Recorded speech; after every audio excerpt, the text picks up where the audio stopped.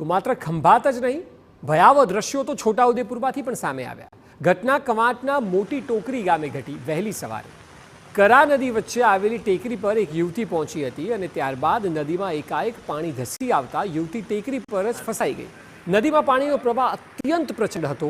યુવતી માટે ટેકરી પરથી સામે પાર આવવું પણ અશક્ય બની ગયું હતું. પાણીનો પ્રવાહ એટલો તીવ્ર કે સ્થાનિકો માટે પણ સામે કાંઠે જવું તો અશક્ય હતું. સમાચાર મળતાની સાથે તંત્ર દોડતું થયું અને યુવતીને બચાવવા માટે દિલધડક ઓપરેશન હાથ ધરવામાં આવ્યું. દિલધડક રેસ્ક્યુના દ્રશ્યો પણ કેમેરામાં કેદ થયા છે. સ્થાનિક તરવૈયાઓની મદદ લેવામાં આવી, ફાયર વિભાગની ટીમને પણ બોલાવવામાં આવી. યુવતીનું ત્યારબાદ રેસ્ક્યુ કરાયું અને લોકોએ રાહતનો શ્વાસ લીધો.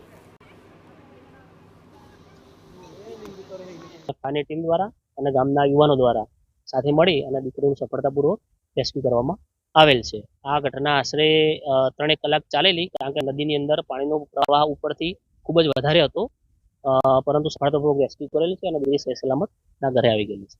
છોટાઉદેપુર ફાયર એન્ડ ઇમરજન્સી સર્વિસમાં સવારના અરસામાં 9 કલાકે કોલ મળતા મોટી ટોકરી ગામે નદીમાં એક છોકરી ટેકરી ઉપર ફસાયેલ છે. તો ઘટના સ્થળે તાત્કાલિક અમે પહોંચી અને સ્થાનિક તરવૈયા તથા ફાયર વિભાગના કર્મચારી દ્વારા છોકરીને સહી સલામત બહાર કાઢેલ છે.